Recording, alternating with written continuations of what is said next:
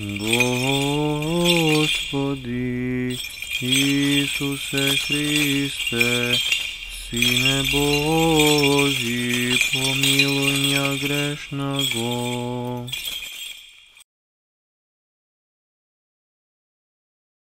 Сина и Светлия Дух. Амин. Возлюбени во Христа Бога, братья и сестры, нека ни е честит празникот на великиот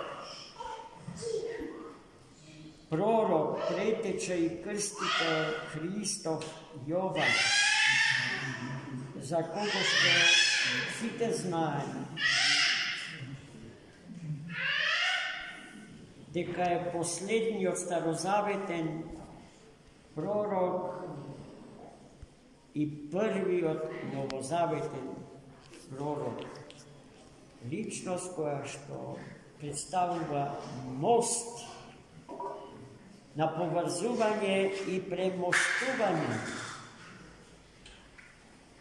на старозаветната библиска историја со новозаветната библиска историја.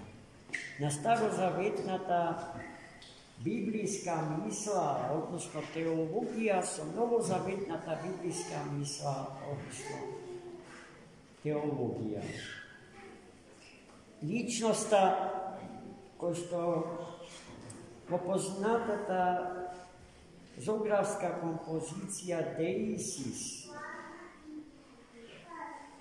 или молитва седи од левата страна на Христа Богочовекот, отстапувајќи ја десната страна на Богомајката.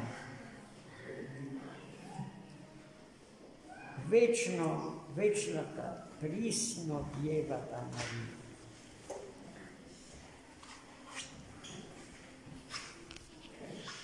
А тоа значи дека во историјата на човештвото денеславениот Јован, пророк, претеча и крстител, го зазема првото место во родот на мажите. Тој го предводи соборот на светите мажи зарад безпрекорната чистота на неговиот телесен, душевен и духовен живот, заради безпрекорното здравје на неговиот ум и безпрекорната чистота на неговото срце.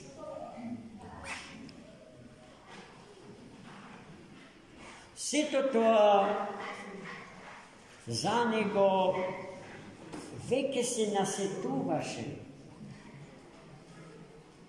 почнувајќи од начинот на неговото зачатие, преку неговото раѓање, до начинот на кој што Бог ни го спаси од теророт на крвожедниот Ирод, кој што во своевидната Вартоломејска, односно Витлеемска ноќ,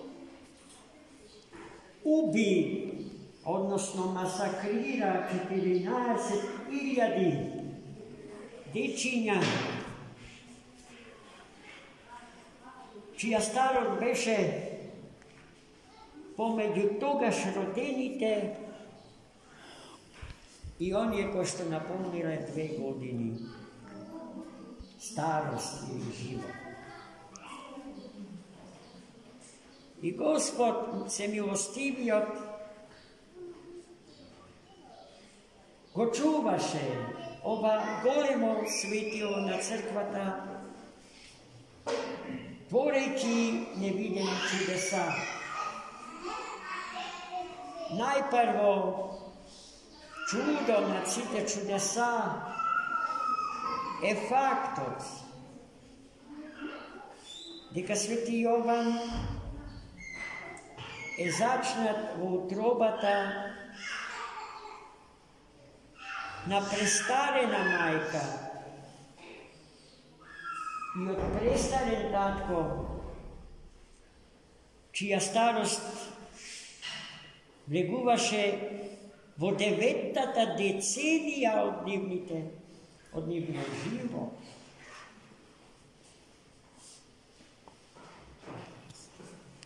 Та нема здравоумен човек кој што рационално ги согледува нештата и кој што ги поверувал во можноста без малку 90 годишен старец да роди син. А Господ тоа го благослови.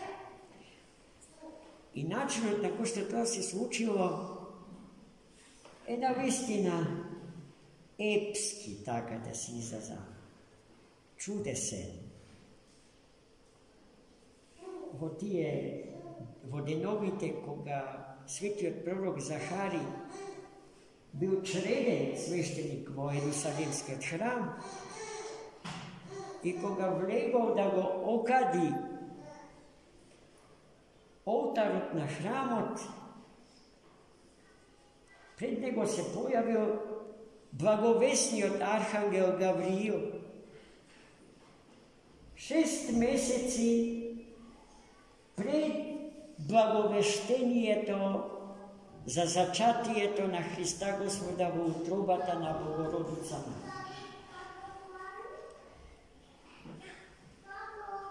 И старецот свет Захари застанал, го прекинал кадењето и го започнал диалогот со светиот архангел Гавриил, кој што му рекол дека доаѓа да му ја јави добрата, благата и радосна вест за тоа дека ќе стане татко. Дека во утробата на неговата благословена сопруга, праведната Елисавета, ќе се зачне нов живот.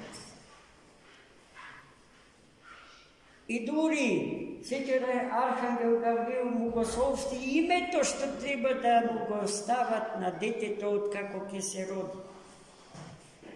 Арно, ама старецот Захари не можел да поверува во зборовите на архангел. Како е тоа можно? Му рекол, ако се знае староста во која што се наоѓа.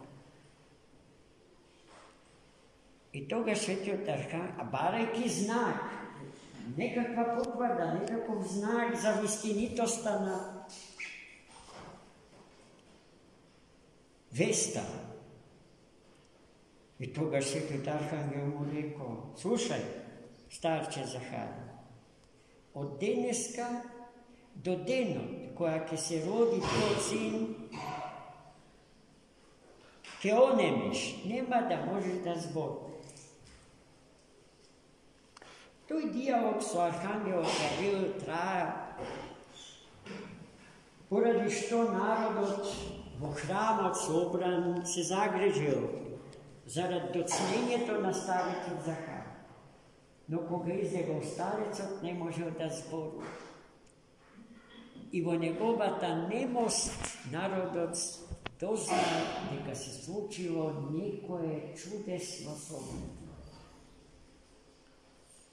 И потоа, кога дошло време Елисавета да го роди своето дете,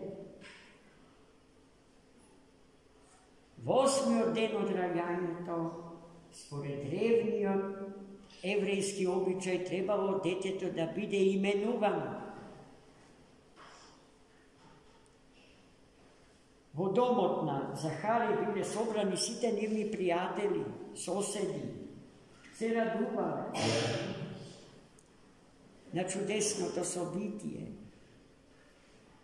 И меѓу себе расправале кое име да му го дадат на детето.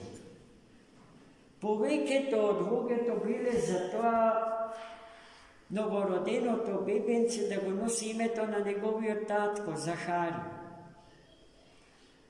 Но тогаш дошла Елисавета, мајката, им кажала, не, детето ќе се вика Jovan.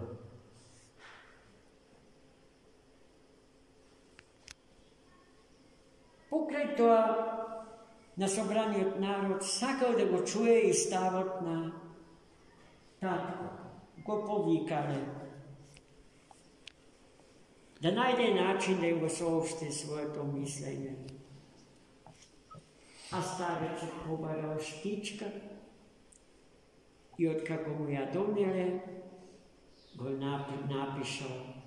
Името му е Јован.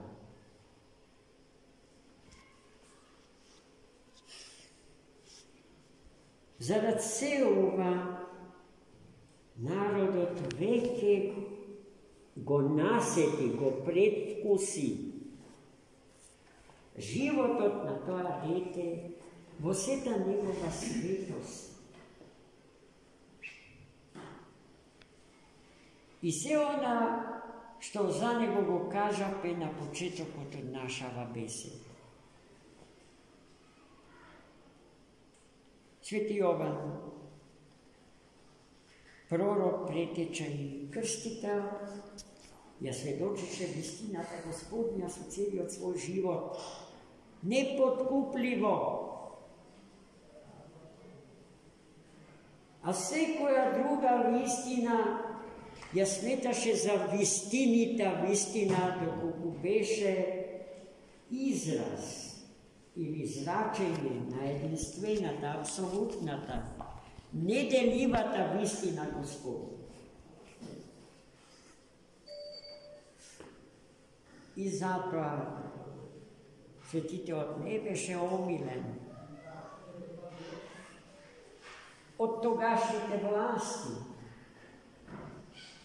кои што и тогаш, како и сега, сакаат лесно да се пазарат со вистината, да тргуваат со вистината, во името на некакви полувистини,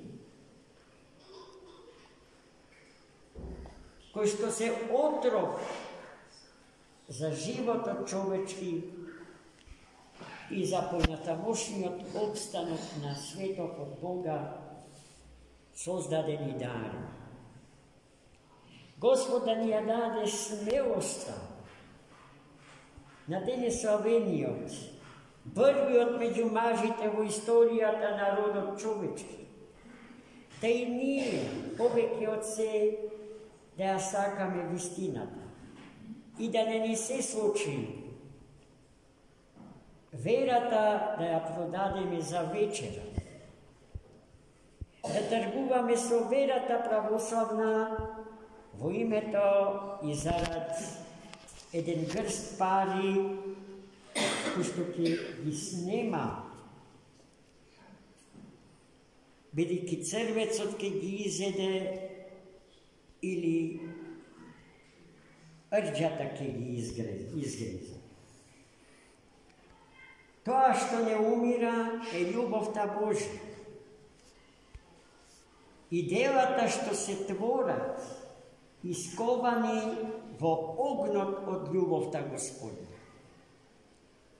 Секој друго дело што е производ на нашата лесна и безумна трговија со Бога, ќе го снема преку ноќ и еден ден, која ќе зачука смртта на портите од животот наш и која ќе се свртиме назад со очите своји, телесни и духовни, ќе забележиме дека во целиот наш живот сме посеале пустош. Трчајќи по пари, ловејќи ги парите, и сите блага на овој свет, душата сме ја изгубила и сме ги загубиле вечните, есхатолошките перспективи на живот. Светиот Јован, пророк, претече и крстител, денес од нас сите славен, со сето срце, со сета душа, не опоменува за таа опасност и не повикува да не се отдалечуваме от патот на спасението. Ниедно патче, што води с краја од патот на спасението, не е спасителен, ама е опасен, заводлив, прелестен. Кога ќе сватиме дека сме и се предрале на прелеста, на лагата, на фасцинацијата од животот, смислен, измислен, во мечтата на умот човечки, најчесто се случува да е предоцна. Господ може да не спаси од таа опасност,